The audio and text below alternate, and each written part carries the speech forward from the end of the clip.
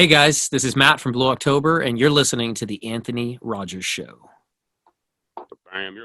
You are now listening to the best show in the universe, The Anthony Rogers Show. You probably wish that this was your show, but it's not. It's The Anthony Rogers Show.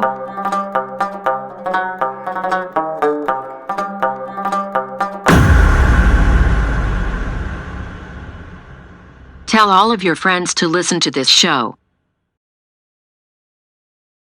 My High is an innovative water-soluble THC product served in a pre-portioned stir stick that transfers any beverage hot or cold into a delicious hightail. It is clean, energetic, consistent, perfect entry-level product for any kind of consumer that wants to try cannabis. You're not smoking it, so it's more healthy. It's also on pineappleexpress.com where you can sample these for 1 cent in legal markets in California. I check them out. They have coffee ones. They have THC ones. They're badass. Welcome back to the greatest show in the entire universe. Today we have a huge guest, bass player for the band Blue October, Matt Noveskey. How you doing, man? I'm doing good. Thanks, man. Appreciate it. No problem. You shouldn't be doing this show. I think you're too big for this, like, honestly. No. You're going backwards. Well, you forget something. See, I'm a bass player. And so those rules don't apply to bass players. Those rules apply to the lead singer. They don't apply to the drummer either. They apply to the guitarist. They apply to the whatever, like the alternate musician guy, but the bass player doesn't get shit. So that's it, man. Well, that makes more sense. I'm glad we settled that, because I thought you were going backwards with your career by being on this show. I'm like I didn't want to mess up what you guys had going, man. No, man, I'm stoked to be on here for real, though. So you were in this for like the whole ride. Looks like mostly like so. What was it like? Kind of like blowing up with? I mean, this band like blew the fuck up. So I mean, what was that like? That's like everybody's dream, I think. Like to be a rock star type thing. Like, sure, man. That's I actually do a lot of mentoring these days, and I talk to a lot of younger artists and kind of like relive this sort of like what we went through experience over and over and over again. And it's this constant reminder, and not to sound like super cheesy or anything, but it is this constant reminder that holy shit, how lucky are we, and not that it wasn't a grind and not that it wasn't a lot of hard work, but just like anything in life, you got to be in the right place at the right time for certain things to click and for certain things to happen. And for us, they did. I work with bands that, in my opinion, I'm like, this should be one of the biggest bands of all time, or like everybody's got to hear this. Everybody's got to hear this. They're so good, and they don't get like nothing happens. Like they grind and they work so hard and they master social media or they do whatever they've got to do, and like nothing happens for them because it's such a hard business to break in. It's not a normal business at all. The music business is very strange, and like and the rules are constantly changing, but I would have to say, the thing that I remember the most about kind of, I guess, like blowing up is we had been doing it for so long. I joined the band in 99. And it wasn't until 2005, 2006 that we really kind of hit it big, and like it became a platinum band. And then we're on Leno and Kimmel and all those shows. And like that year was a whirlwind for us going from 2005 into 2006. But I remember like we were already so jaded by that point, because we'd failed so many times. Like we'd already been signed and dropped, and we'd already been through so much shit that like by the time it was actually happening, I just remember us at South by Southwest, our manager walking in the room and being like, holy crap, guys, you're number 2 right now on the radio. We just booked Leno, blah, blah, blah, blah, blah. And I remember everybody just sitting in the room. We're all looking at each other. We're in this like boardroom thing waiting to do something. We're all looking at each other, and everybody had the same look on their face, which was like very skeptical, like, come on, really? I don't know. We've been doing this for years now, and every single time somebody tells us something good's happening, we fall flat on our face. Like there's no way this is actually happening. But then it did. And then it really, like being able to tell my mom, hey, we're opening for the Rolling Stones, was probably like the coolest moment of my whole life, but yeah, now like even more amazing than that is where we are now. Cause now we're in our mid 40s and we still tour, and we still pack venues and sell a lot of records, and we still have this like really loyal fan base. And, I know a lot of bands on the other side of that you like back in the mid 2000s that were at the same level as us, that were doing their thing, but they didn't last. Or like, you know, whatever, like the singer was a dick and, you know, screwed everything up or whatever it was, like everything fell apart for whatever reason, or they just couldn't keep churning out good material or whatever that was and couldn't keep going. So I feel like on top of the fact that we did finally get to do something and get to move to where we wanted to be, the fact that we're doing it now is way more amazing to me than breaking in the first place. You know, I'm just happy to be doing it every day. I'd say both are pretty amazing feats because like a lot of people never get in the game, and then a lot of people never last in the game. So I definitely think like both are very important. I think consistency is probably what it is. And if you've been in it since like '98 and like I read '99 is Wikipedia like, is bullshit. You know what I mean? They mess up years all the time. But I'm talking to the source. I believe the source more so. But but from '98 to 2004, 2005, or 2005, 2006. I mean that's pretty typical from what I understand from a business even blowing up. You know, like whatever it is, be it an app, be it a band, be it a comedian. I mean, whatever kind of thing it is. I think it takes that kind of time, the consistency of just like being told you suck, three person venues, like shit like that, to build character to where like you're not like you don't fuck up like success when you get there, or like the notion of success, you know. That is like so very true. And to me, like that's kind of what's missing now. That's sort of what's missing these days. It's like the whole, like, I feel like, and Dave Grohl said this at South by, he was a keynote speaker at South by one year. And he was like, you have to be in a band and suck for a while. Like you have, like there's rite of passage there. Like you got to play in your garage and you got to sound terrible for a while. And he's absolutely right about that. I was in so many shitty bands over the years that thought that we were going to be we're so much better. Just wait till we get on stage and open for so-and-so and we're going to blow everybody away. And then we're terrible, you know? And it's like, but to me, I look back on that and I'm like, man, I'm so glad that I went through that. I have so many great memories, you know, from those things. And like one of my fondest memories is playing at this place called the Pig Pen in Clinton, Iowa. And it was the bartender and the door guy. And there was like, I think it was the bartender's girlfriend, and that was it. And we played the whole set. And I remember that show so vividly to this day, because I was like, wow, this is about as low as it gets right here, man. But we still put on a hell of a show. Actually, I think it was a really good show, actually. Well, it starts there, and I think it's easier to do that as a band than like it is in comedy. Because like when I did comedy in the beginning, there'd be nobody there. Like, who are you talking to? You can't feed off anything. You can't do you guys. You could have a good song no matter who hears it. You know what I mean? Like if you have a good song, it's like, okay, this is still a good song. Even there's 3 people here, and those 3 people will tell a bunch more people. Like, I mean, they're like, oh man, I saw this band, and imagine being one of those people, like working that night, being able to say that they saw your band before it blew up. You know, I think like there's a lot of that, but like for me, like you can hide behind a guitar or a bass and your drums or something, but like a comedian, you're just stuck there. You're just like, okay, you're like, but you don't have to set up anything. So I mean, when you lost both, you know. That's actually really funny you say that. I was just thinking about this recently, like, and I guess I'm a little out of touch with this, but so we get to do live stream shows these days, and and obviously with the pandemic, we've like kind of been forced into some situations where we have to do some things like that. How would that work for a comedian? Because it's all like you said, it's so interactive, and it's so much like talking with the crowd and being interactive with the crowd. And like, I mean, is there a way to do a live stream show as a comedian? I see people do it, but I don't do it. I've been doing a lot. I've been doubling down on podcasts. Like, but I think like if you have like a Mitch Hedberg like set to where you're just like one liner, I could see it working. But any kind of like interactive person, like, I mean, there's nothing to work with at all unless you just took an angle on the pandemic to either piss people off or make them agree with you. Right. I mean, that's all I can really see. I mean, it just, from my perspective, it seems way harder. Because like I said, like you could just be like, okay, here's my hit song. I'm going to play this fucking hit song. I mean, in this point in your life, you know, you could literally just be like, okay, here's a couple hits I'm going to play tonight, guys. You know, and people will just enjoy that still. Because music has a different vibration than comedy, I think, you know.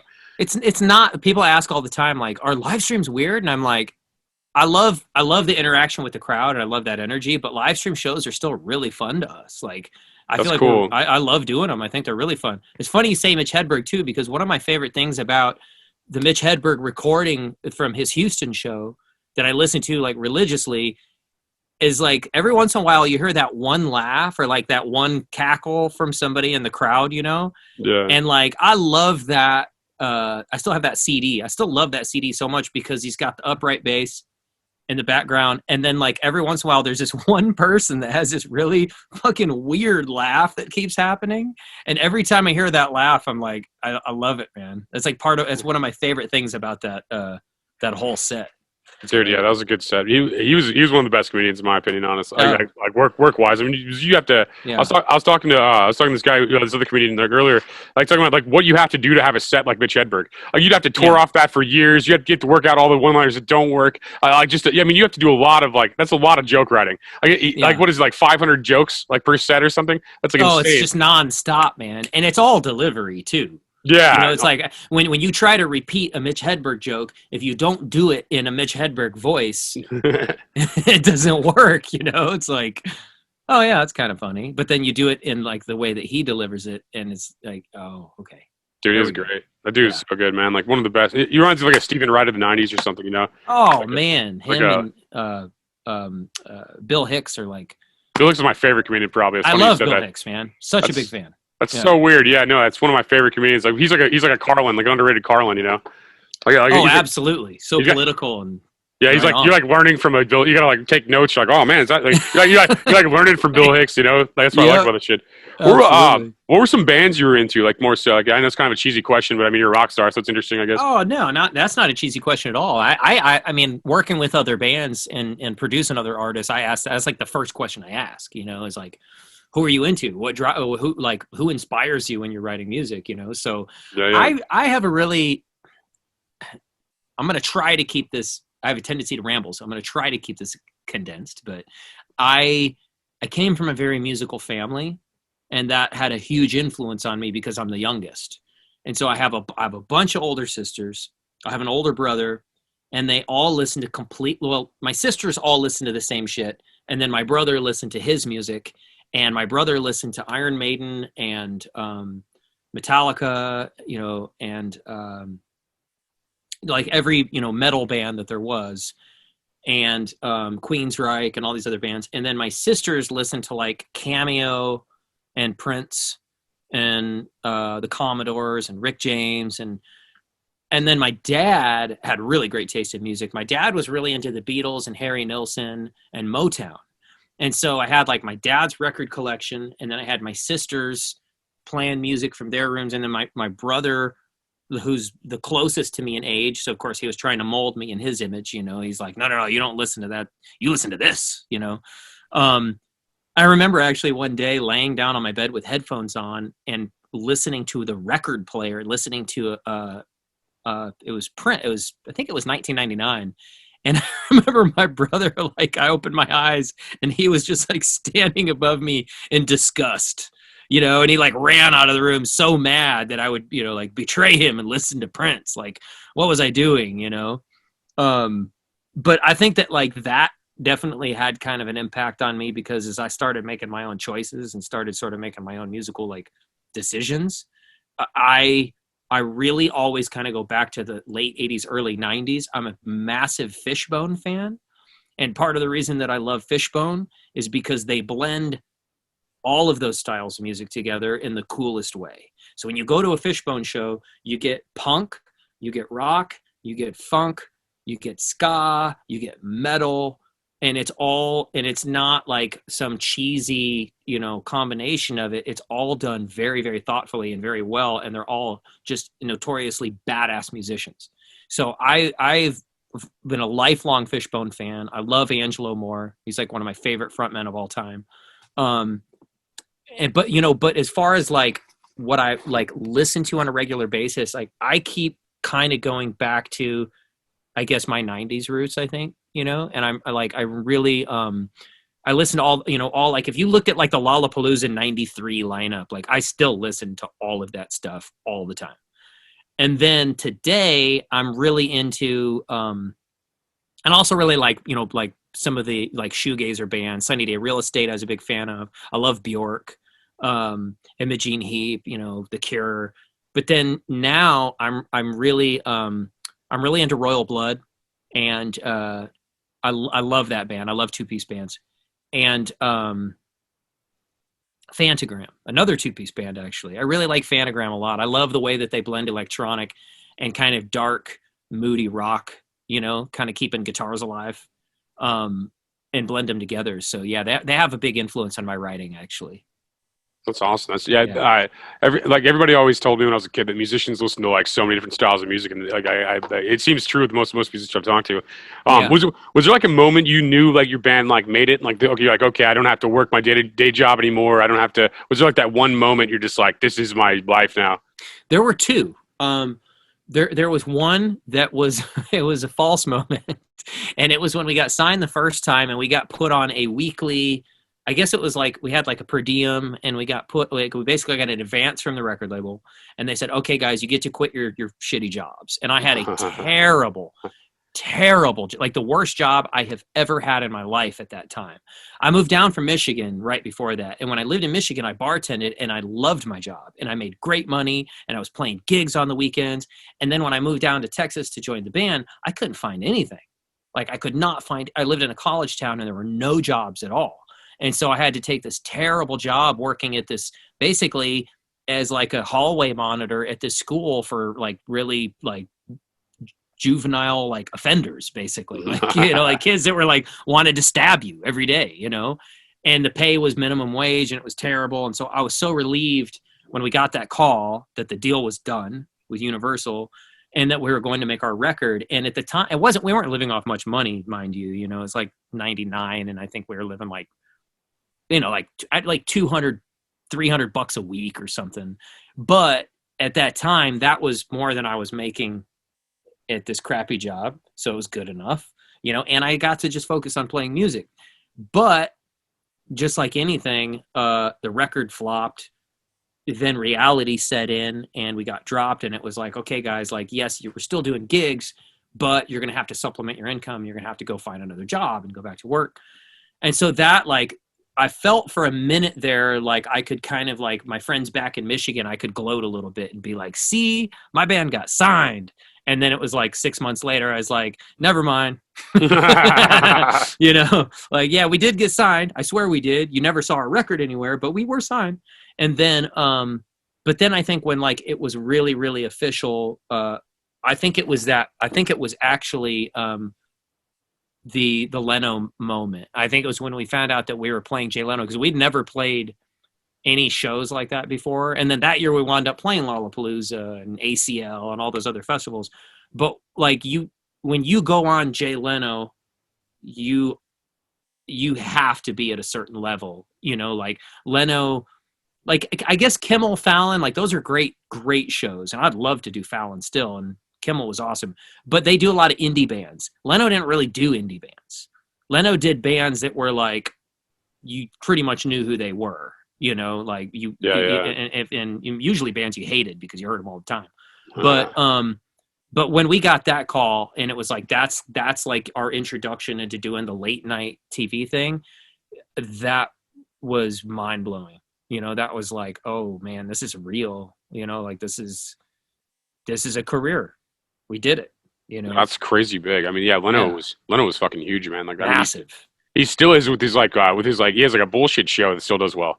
Like, like where he talks about cars, and it's still, it's so niche, and it still does well. It's like that's really good. I know that's got to be a powerful moment, man. That's kind of crazy what everybody works towards. It was, man, and it was just such a like arrival moment for us. But I do have to say that we did a lot. We wound up doing a lot of those shows. My favorite one was Conan, though. Conan was like, that guy. Conan's on point. He's not a character either. He's like Gene Simmons. Like, we played with the Kiss, and I got to hang out with Gene Simmons, and I was like, holy crap. Like, after 15 minutes of talking to him in person, I was like, that's not a character. That's Gene Simmons is larger than life, man. Like, the dude that you see on that show that's who he is.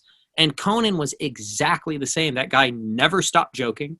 He never slowed down. He was so funny. Like, just trying to, we went to take a picture with him, and we had to take the band picture probably 10 times. Because every time we would go to take the pictures, he would say something, and somebody would screw the picture up. And it was just oh, this guy is so awesome, man. Yeah, he So seems like good. he's like himself the best. You know, he seems Mm, authentic to himself. I mean, so funny. Such that's a good cool. dude. Kiss was my first concert actually. Like that was a big band. Like I saw them in like '95 is my first concert, I think. Oh wow! Do you remember who was opening by any chance? Oh man, it was the second one was Alice in Chains after that, but I saw it was man. The Nixons, maybe? No, I would have remembered that. It was Yeah. I forget who it was right off. I don't remember. It was a big band. It was just, I just don't remember who it was right now. So, It might have actually been Alice in Chains if I'm not mixing the story up. I think the Alice in Chains was the next time that my parents went without me. So yeah, I can't remember, man. I can't. It was a big band. It was a big fucking band though. it's so crazy you say that. So opening for Kiss was another big moment too because it was at this festival in Quebec, and it's like I think it's 80,000 people. It's like That's 75, crazy. 80,000. It was nuts, man. Uh, And so that was one again. It was like I had to call my brother because I mean, like I'm gonna be 45 in a couple of weeks, and so when I was a kid, Kiss wasn't a band; it was a way of life. It was like you woke up and you ate Kiss cereal and you chewed Kiss gum and you read Kiss comics, and every Halloween, you were one of the members of Kiss, and it was such a big deal to do that. And for me personally, because of my older brother, that was that was such a crazy moment to me. But to be able to call my brother after hanging out with Gene right before they went on stage and tell him that, he was just like, I hate you, man. You just don't deserve this. That's so funny. Yeah, You it don't was deserve- hilarious. That's- Well, he's a drummer and he's a great drummer, and he's like, this is bullshit. Like my little brother is playing with Kiss, and like if it weren't for me, you wouldn't even know about Kiss. It was like it was pretty funny, man. But Dude, that's funny, yeah. man. He has a restaurant around here. I'm in Missouri. He has a restaurant in Chesterfield. Yeah, Yeah, I know what place you're talking about. yeah. I've been Yeah. there. I've been. It's actually. I mean, it's good. I was going in hopes that he'd be there, but clearly he's not there. He doesn't work there, I guess. Yeah. So, He's no, back there cooking. yeah, dude. But no, it was that band was like fucking legendary, man. Like that was a big like '70s. I mean, they did a bunch of decades. Honestly, I mean, they were fucking. I was on like their like fifth last tour. I don't know. Yeah. That's the first time I saw farewell tour again. Yeah. I think I saw that shirt. So I think I saw a Kiss fucking shirt from then. Like I was in like middle school then, so I don't know if I could wear it. Yeah. I still have that shit, man. That was like a powerful concert. It's so funny that you said the Alice in Chains thing too, because I actually ran. So I was on our way back from the Kiss show. I went home to Michigan and I flew to Detroit. Everybody went home because I had a producing gig. And I got there and I went straight to the casino with my friend, and Alice in Chains were all there. Huh. And so I got to hang out and talk to Jerry Cantrell, and he's like, because we had met years before that, and I was like, yeah, man, I actually just got done playing with Kiss, and he was like, oh man, he was like, we actually played with Kiss here in Detroit at Tiger Stadium, and that was my favorite show we've ever played. Wow. Yeah, no, so I bet that would be crazy. Detroit with Yeah. Kiss, man. That'd be crazy. full circle, man, it's crazy. Dude, that is true. Yeah, no, it's crazy. Are you from Michigan originally? Yeah. So I grew up in Traverse City. Okay. But I lived all over Michigan. I was born in Adrian. I went to school in Kalamazoo and Lansing, and I lived in Ann Arbor, and just pretty much all over. I've only been there once. I went to like a Taco Bell in 8 Mile. I mean, I don't know. Oh yeah, That's about the tourist thing I did. I don't know. This movie I'm in on Amazon was shot there, and that's the only time I've ever been to Detroit was for that. And I kind of did a couple tourist things, but nothing crazy, Yeah. Okay. Interesting area though. Detroit is well, Michigan's kind of a funny place because it's like the western side of Michigan is like where you are right now. It's beautiful, man, and there's beaches and sand dunes, and it's woods and camping, and it's absolutely gorgeous. And then you go to the other side of the state, and it's you have to you really got to worry for your safety everywhere you go. Yeah, I saw people with like Kid Rock tattoos. I was like, oh my god. God. ICP came from there it. too. I don't know. People don't forget. Mhm. People don't forget. Oh man, I actually worked at I bartended at this place for a while here in Austin, and back in the old days, and the cook would blast ICP from the kitchen all day, every day, and every day I'd have to go back and be like, hey dude, there's people sitting at the bar and they're like, they don't like what they're hearing right now. Can you please turn it down? So I don't have the greatest ICP memories. No, ICP is like it's a really bad band, but they're like one of those bands. They're like, no, it's because you're offended, and I'm like, no, I'm not offended. It's just bad. Yeah, it's just terrible. Yeah, it's just bad. It's like, oh, no, that's because we say fuck a bunch. I'm like, no, all my friends cuss. Like, it's just a bad band. Right. Dude, yeah. And then you go there and like all those people look like mutants, man. The people that like their band, they look like fucking mutants, man. And they just like dump soda on them and shit. I'm like, this is crazy. It's crazy. It's like they all came out of the cracks of the sidewalk and all just congregated for this concert. You know, it's like, I don't know, man. I can do without all that. You know, we can. Maybe there's an island and they can all just live together. We'll send them here. I'll leave. We'll just send them to this island. I'll get out of here. Juggalo Island. Like Juggalo Island. Now that's fam. a show. We need a pilot for that, man. Dude, I almost want to make a documentary on Juggalos, though. They are interesting. They are like super interesting, though. That's actually a great idea. Yeah, we should really steal it and get rich. idea. You should steal my idea and get rich. And I'm I'll play this video podcast. I'm like, I told this guy this. Like, I'm a jerk. No, but I thought like my friend Gary was telling me about that. Like just like going down to like wherever their fucking things at, like those festivals they have. I'm not a big fan, but where their festivals at, and just like kind of like just like microdose and like fucking interview people and just like ask all these fucking like people like a bunch of questions, let them be themselves, you know. So seedy, but so fun. Yeah, it'd be like. It was like when I talked to the Westboro Baptist Church. It's like the same fucking thing. It's like the same vibe. You're like, just be you. He's like, just be you and tape it, you know? The same That's thing. all you need, man. Dude, yeah. That's fantastic. So what's like, I don't know, this is kind of a vapid question, but interesting. Yeah. So what's like the coolest person you met through like your kind of fame thing, the band fame thing you're doing? Man, I am so lame, honestly. Like, so I'm being from Michigan. I'm like most people in music aren't huge sports fans, you know, and aren't really into sports. But I'm a lifelong Detroit Lions fan because I'm a glutton for punishment. So I've gotten to actually work with a couple musicians. Athletes that are also musicians. And so that's been a lot of fun. So like Chris Bosch, actually, from the Miami Heat, he actually works here at my studio all the time. He's up here all the time, and he's so cool. And then, so I'm always kind of enamored by hanging out with athletes because I love sports and I grew up watching sports. I'm terrible at sports, but I love watching. But as a Lions fan, I actually got to do this piece where the Lions, like their publicity staff, came out to our show and did this, like they recorded the show and they did this whole like interview thing with me. And then I got to go to training camp and I got to meet the players and I got to meet Stafford, who was at the time was the quarterback and he's kind of my hero. And then I wound up working with Jace Billingsley, who was a wide receiver for the team. I wound up producing some music and we're really good friends now. So that opened some really cool doors in that way for me because like that cool. world is so interesting to me, you know, but honestly, man, like as far as just like big personalities, we just announced that we have a thing coming up with Matt Pinfield. And Matt Pinfield is actually, he's going to be doing this Storytellers concert with us. And we've met Matt a couple times in the past, and I'm such I love like behind the music, and I love, you know, like all the music documentaries. I read all even like the Eagles. Like I had to read the Eagles, you know, Don Henley or not Don Henley, but Don Felder's book. Even though the Eagles irritate the crap out of me, I still had to read the book because I just love the stories. Matt Pinfield is he just knows so much about music. He knows he's met everyone. I mean, hearing him talk about Tom York and, you know, and Bruce Springsteen, like hearing him talk about his interactions with Springsteen and Tom Petty. And like, that to me is almost cooler than sitting down with Springsteen or Tom Petty, because this guy has just literally met every single huge musician you could ever want to meet in your life. And he has such cool stories, you know, so I'd have to say Matt's up there for sure. I have so much respect for him. That's awesome. I just talked to Jesse Camp yesterday, who was on the show. He was on my podcast not too long ago.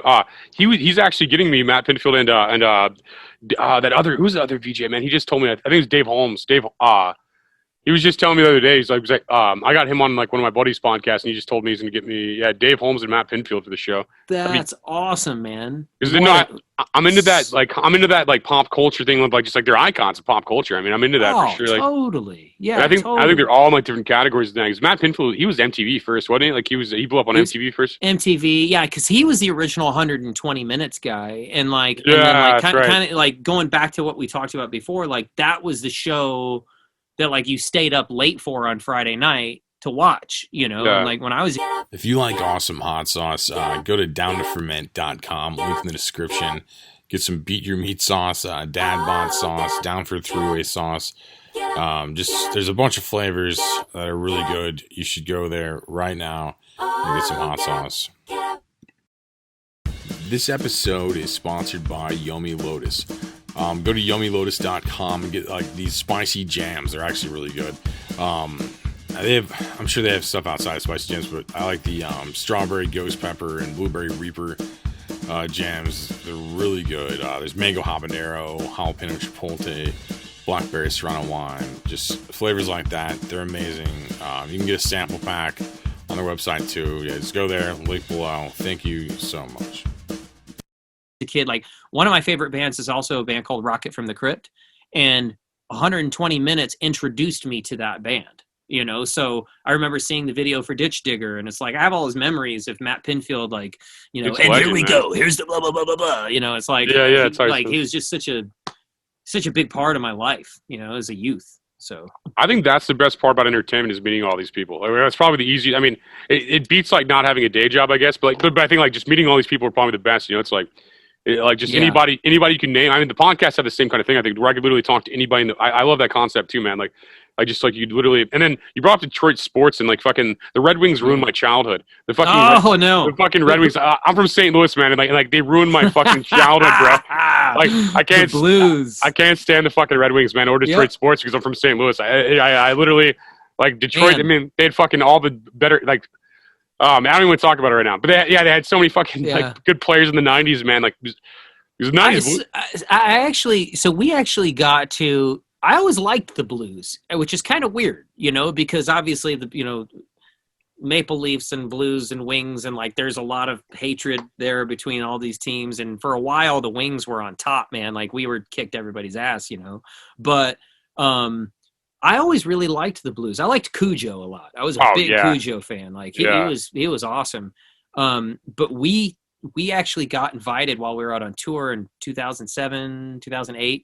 Justin got invited to sing the national anthem at the Blues home opener. That's dope. So we got jerseys, and we all got to sit in the box in the suite. Yeah, that's badass. And that was so cool. It was like, what a classy organization. I've always really respected that team a lot. Yeah, and the box is where to see it too. Is you get free beer and free nachos, man. Like that's the fucking dude. You have to. You have to, bro. That's like the best box seat I ever had was like pro wrestling. I was a huge pro wrestling fan as a kid. So in my 20s, I got lucky enough to get like a box seat, like one of these like Raws or something, man. Like it was so fucking cool. I was like talking so much shit, and then they had to like come in and like tell me to stop talking shit because it's like a television show. I was just like yelling from the box like trash, bro. You're the guy that had to be told to quiet down at the wrestling match. That day. That's awesome. It was fucking crazy, man. Like that was the same place where the Blues play. That's what linked that memory because nice. They played at the Blues Stadium, dude. That's like it. That's crazy, though, man. Like, hockey's a fun sport, man. It's probably, and I'd like the Detroit Red Wings better if they didn't like I said, ruin my childhood. Literally, you had Fedorov, you had fucking all these guys, man. Like, I'm just like, oh my god. Like the '90s Blues were better than the 2019 Blues, but the 2019 Blues didn't have like all these other teams to deal with.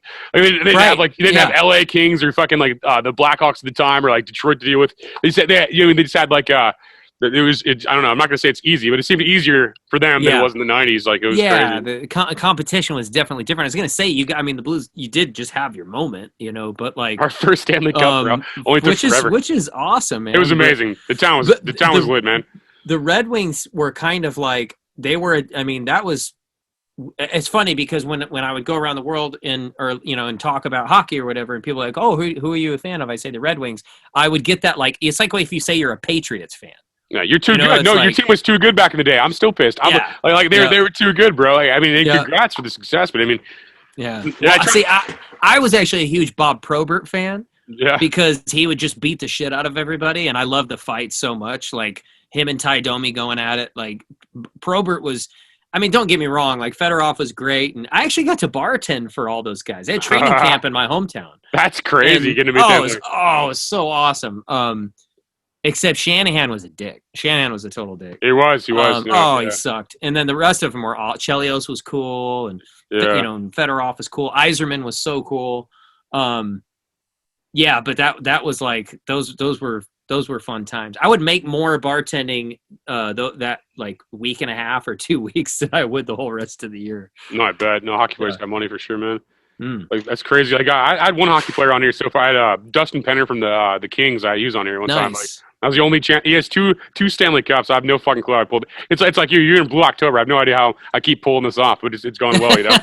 it's like one of these days you're gonna come back. It's like all a dream that had all these crazy people together on this show, man. I don't know. It's awesome, man. I think it's great. No, it's lucky, man. It's lucky. And like your band, like I liked your band a lot, like back in the day and stuff like that. I listen to fucking country gospel right now, man. But I really I got into that shit and like I'm in a kick like that. But I loved your band when it came out, man. I was a big fan. I liked, and I still imagine I would if I played some stuff. But I'm so weird now. I'm playing like country gospel and like fucking classical music. I'm old and boring now. I'm like 34. Yeah. But I live like I'm 75. You know, it's just like I get in these zones. I don't know, but I definitely do. I dig what you guys did, man. I think I grew up with a lot of buddies try to do the same thing you guys did. So I respect people that do like what you like blow up and become like rock stars and stuff. Because like I think it's a high competition. I mean, like to have. I don't know. It's almost like having a podcast today. You know, it's like everyone's got a band. You know, and like everyone's got a podcast. But like, so I mean, it's real competition. It's like true competition. Everyone's trying to be a rock star. You know, it's such a different ball game now than it was when we got notoriety too, because like back then you had filters in place, right? You had these like, and not that doesn't exist anymore, but it's not like it used to be. So back in the day, there was a process to it. It was, okay, you were good enough that you kind of earned going to the studio. You know, you were good enough that you earned that. And then you made an album and you would get signed. And then that record label would put resources into you. So there were certain kind of moving parts to that, and everything kind of had to go your way. And, you know, sometimes it didn't, but there was like sort of like there was just a lot of checks and balances to becoming a well-known artist. None of that exists anymore. It's easier to be famous. It's harder to monetize. It's harder to monetize. It is easier to be famous. Yeah. But there's so much noise and there's so much bullshit now. Yeah. This statistic blows my mind. That now with, you know, all of the aggregators and like the fact that anybody can distribute their own music digitally now, 60 to 80,000 songs are released every day. Oh my God, that's crazy. No, it's like whenever everyone went to California to dig gold, you made more money selling the equipment to pan gold than you did panning for gold. So if you make the apps and the guitars or whatever else, you probably make a lot more money than the bands with the supply and demand. That's crazy. That's actually, I'm going to steal that. Actually, I like that. I like that analogy. That's what it seems like, though, in music for sure. Like it seems like you're selling a dream, and only so many people get to where you're at. And I mean now, TikTok's dictating the Billboard charts right now. It seems like I'd say 40% of Billboard charts are from TikTok right now. Like I'm still that like TikTok makes me feel so old, man. Because I'm like, same. I see it, and I work with artists that are really into it and that do it, but I'm still like, I don't get it. And then somebody will explain it to me and show it to me, and I'm like, I still don't. I just still don't get it. Like it's not. I don't want to watch people dance all day. I don't get it. Like I only have a TikTok because I know it works. I don't like respect it myself for having one, but it's like a necessity. Yeah, it's sad. Like having 20,000 people in there means something to children. I guess I don't know. It's just like it's just fucking weird. I don't know. I think I've done a lot cooler shit, but they're like, oh man, like you have if you do a million things, like you have like one crowd that likes one thing you did more or something. I don't know. It's just weird. Yeah. And like TikTok's one of those things. Like I used to promote the show quite a bit, and like it's stupid, but it's necessary. It's like whenever I used to promote like electronic shows. I don't like electronic music, but I promote it because it made money. Like in my 20s, everybody wanted to hear dubstep, whatever the fuck that even means, you know. Right. And like I'd be outside like chain smoking at 24, just like, oh my God, this sucks. Yeah. We're making so much money because like everybody's so going to much shit. money. Yeah, and the dude on stage with the laptop is making the most. Yeah. It was a weird archetype. I almost imagine those guys like only did it just to talk to girls. Like they seem like socially like, which isn't a bad plan, but I mean it worked, but. It just seemed like those guys, those electronic DJs, like seem like they only did to talk to girls. I feel like I don't know.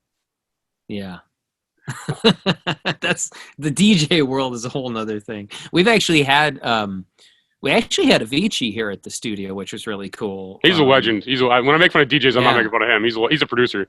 Oh yeah, he's fantastic. Yeah, So I like him. he actually, I don't know if you've seen that documentary, but I did actually. so my studio's actually in that. That's There's a fucking awesome. Yeah, there's a couple scenes. There's one scene where they show 3 buses out in front of the studio. That's actually my place. And then inside the studio, they show him and like his whole team working together. And there's a dog, and they're playing with the dog, and that's actually in my control room where I'm at right now.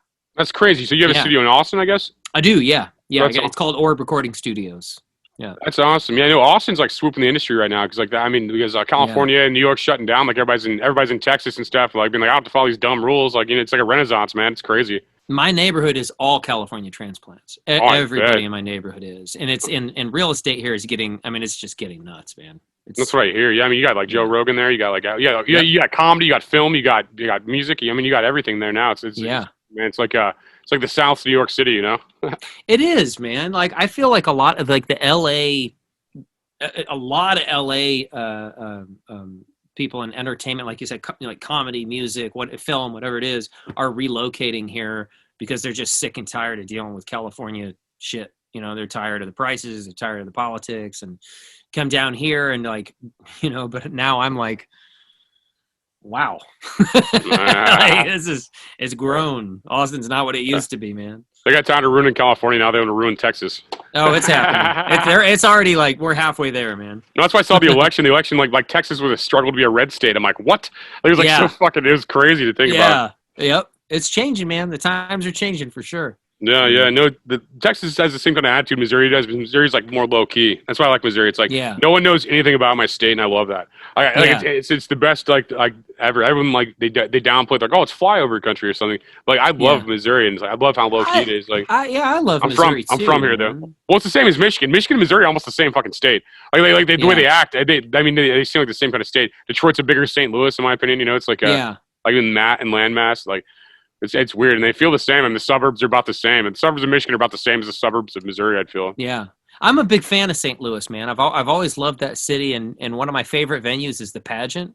Oh, yeah, that's a great one. Oh, God, I love the Pageant. I think I saw you guys there now. I think I've seen your band there, actually, now you said that. It clicked in my head. No, that was a good shit. The Pageant's a great venue, man. Like so good.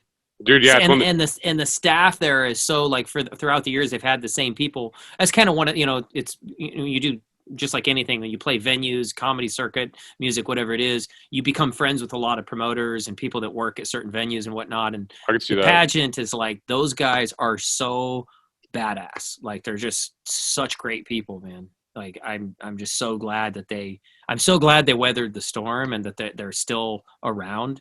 Oh, that guy, the guy that owns the entire block, man. That guy, Joe Edwards, he owns that whole block. Yep. He's got pictures of him with everybody on Dude, the walls, Blueberry Hill. You've been to Blueberry Hill, huh? Blueberry Hill, yeah. We played Blueberry Hill. Okay, in the Duck Room or something? Years ago. Was that the Duck Room? Yeah, we played the Duck Room. That's right. That's hilarious. Yep. Joe Edwards definitely. He's not humble, you know. You go there, he's like, everyone you've ever fucking thought of. He's got like Neil Armstrong somehow, some fucking president somehow. He's always got the Hawaiian shirt on too. Yeah, he's always on vacation. Yep, he's always on vacation, man. He's got the hair pulled back, the Hawaiian shirt on. It's like that guy's epic, man. He's loving his life. No, he's a legend, man. He's a local legend for sure. That guy, he has the best security too. He owns a couple of venues down there, and like I go in as like press, and they fucking pat me down like crazy every time. Usually no one does if I'm press. I'll just be like, I have a press pat, and they're like, well, go ahead and do whatever the fuck you want, stab somebody, Like these guys, right? But these guys are just like they like pat you down or whatever. I was trying to bring blunts to a metal band one time. I'm not gonna say the band or whatever, but like I was trying to sneak in like weed to a metal band for an interview, and like they're like all over it. I'm like, they didn't find anything, but they're like all over it. I'm like, oh my god, you guys are crazy. Wow. They wouldn't let me bring a marker. They wouldn't let me bring a marker in for an autograph. Yeah, they're on it, man. Like they're like, you can't smuggle anything into there, man. They need those guys at the border. Like, yeah, right.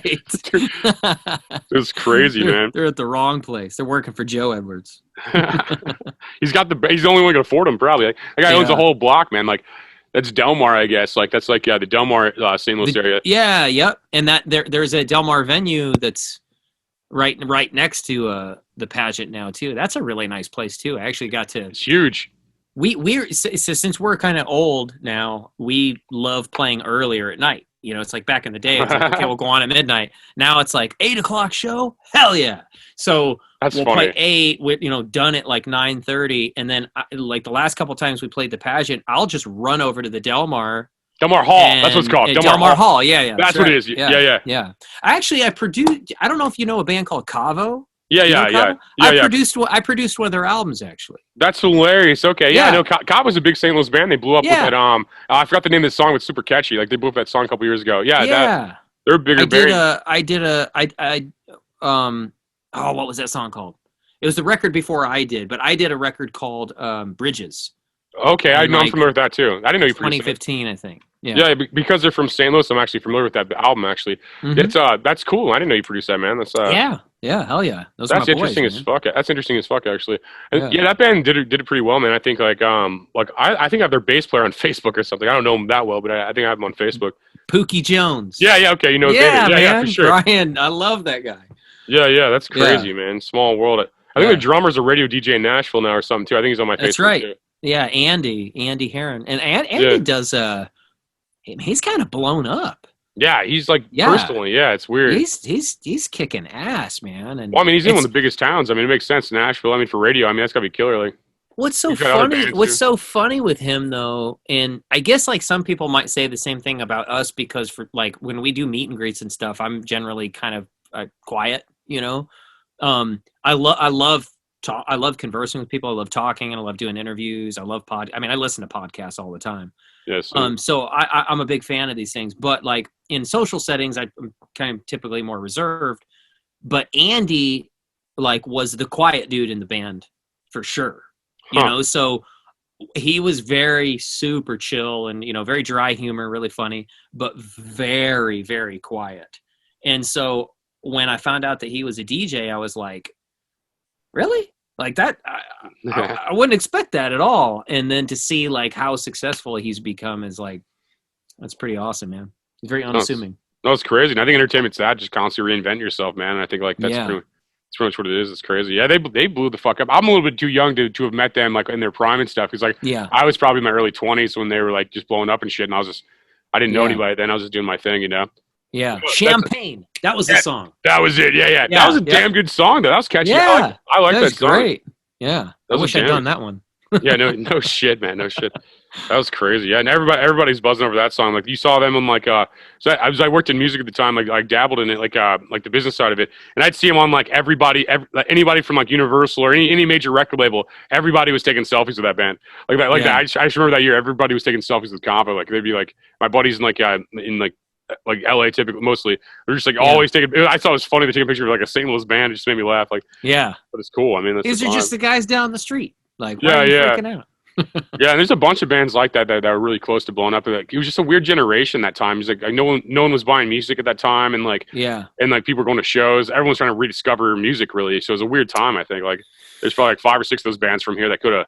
I mean, a couple of them did. I mean, you had like Ludo. You had a couple other bands like that. You had some band from there's a band that's really big that's close from around here. I just forgot right now, but I mean, Ludo was phenomenal, man. They were really good. Yeah, that was a catchy ass band, man. That was a really catchy band. I was a big fan. There's a band not from St. Louis, but close to St. Louis, a band called Hum. I was a huge fan of them back in the 90s. Great band. Where were they from? Where was that band from? They were from it was like right on the border of Illinois. Oh my God, what's the name of the town? I worked with a band called The Visual, and they lived in that same town. Huh. I'm totally forgetting it now. It's escaping me. It's like any other day, it would just roll off the tongue. But for some reason, right. Only when people are watching, we don't know, right? Yeah. I'm a scholar when this is off. When this is off, I'm a fucking scholar. I swear. Oh yeah, same. I'm brilliant when no one's watching, like the WB frog. Like WB. But no, it's crazy. So you have the producer vibe, actually. Like that makes sense after you said that. Like, do people like recognize you a lot, or can you get away because you have a normal haircut and stuff? Like, no, man. I mean, I got tattoos, but like other than that, you have a normal haircut though. You probably blend in more. Yeah, that's what I was wondering. no, I blend right in, and Yeah. I live in it's funny because I live in this neighborhood like right up the road from the studio in Dripping Springs, Texas, which is pretty conservative. And so it's like it's a very nice, peaceful neighborhood, and it's pretty and it's quiet, but it's also I'm also like, you know, my family is without getting political, my family is very blue, and I'm in a sea of red.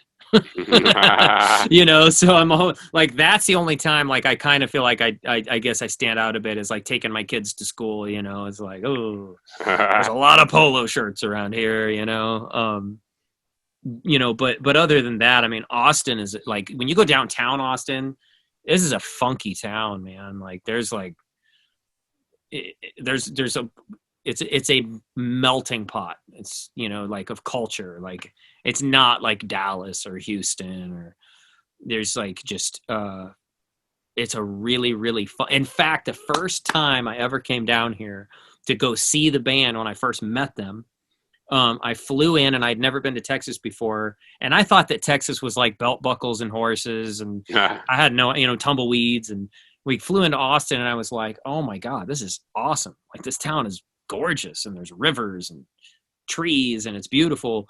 And then that night, wound up getting to hang out with like some of the guys from the Jim Rose Circus Sideshow, and they all live here, you know. And it was just like shit like that just didn't happen where I was from, man. You know, it's like Traverse City, Michigan. Like you didn't hang out with the Butthole Surfers in Traverse City, Michigan, you know. So it was like being in Austin, it was like just all these crazy, like super nutty artistic people, you know, or like everywhere, like all over, you know, 6th Street and 4th Street, all over downtown, and just it's just a huge party, and it's so much fun.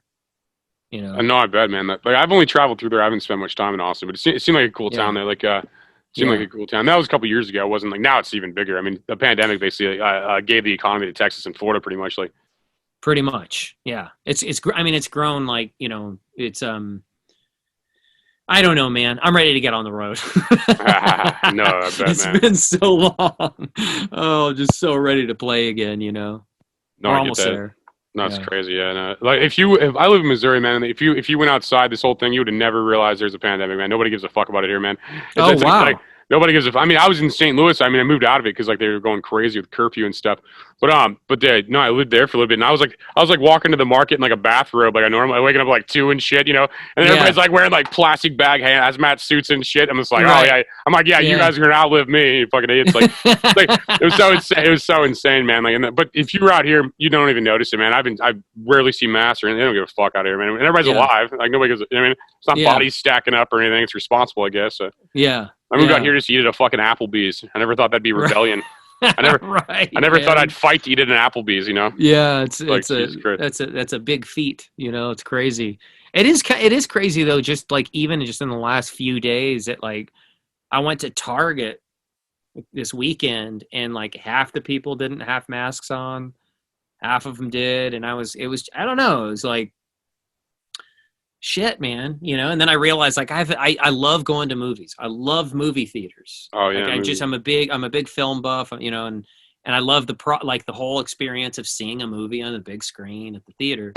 And like I just to think, oh my God, I haven't been to a movie in like 2 years. That's crazy. That's so crazy. Yeah, before all this, you had to get Dr. Fauci's permission slip signed. I think that like before that, I like stayed at home on purpose, and then like they told me I couldn't, and then now I'm like, okay, now I don't even stay. You know, I'm like, like when they told me I couldn't, it made me want to. Like I barely left my house for 3 years before that, you know, and then all of a sudden they tell me I can't. I'm like, wait, what the fuck? I'm like, no. Well, and then everybody else is out of your way. You can go do whatever you want. You don't have to deal with all the idiots. Yeah, there's like a 2 week period of time when everybody was terrified, and you could drive like 90 on the roads. It was awesome. Oh yeah, like nobody's anywhere. The cops are too afraid to pull you over because they don't want to die from whatever TV told them, you know. It's like fucking, it was fucking interesting, man. It was a weird time. And there's no toilet paper, there's no paper towels, there's no.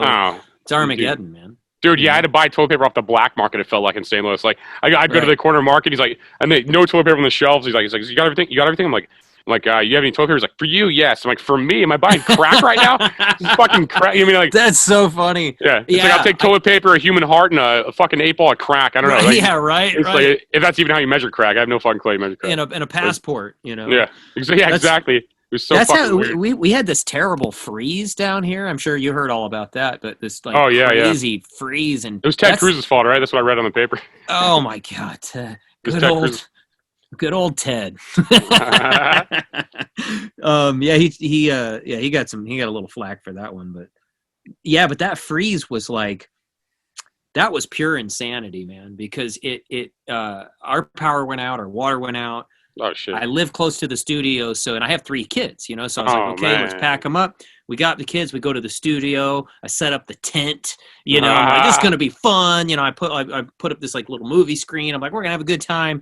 Then the power goes out at the studio. The Oh, water shit. goes out at the studio. Then we go out to our mother-in-law's house, which is far out in the middle of nowhere. And but like going to the store during that, it was crazy because it was like, okay, I'm gonna go to the Chevron and there's a mile-long line of people and Yeah. there's nothing in there. Yeah. It's just absolute insanity. I'm over it, man. I'm so over all that. Yeah, it's too much California and Texas, you know? It's like, Yeah. Yep. they're bringing all their California out there, man. Like, Yes, they are. that's crazy. Well, I thought I could talk to a guy like you for 9 more hours, but do you want to throw any, like, social media out before we, any way they could find you personally, or you Yeah. or some new music from the band or anything like? Yeah, man. So I'm actually, you know, of course, you know, blueoctober.com. And then our, you know, socials are all just Blue October, super easy to find. And then I also play in a band with a couple, you know, with Jeremy, our drummer, and Justin, our singer, and my friend Steve from Longwave. And it's called Harvard of the South.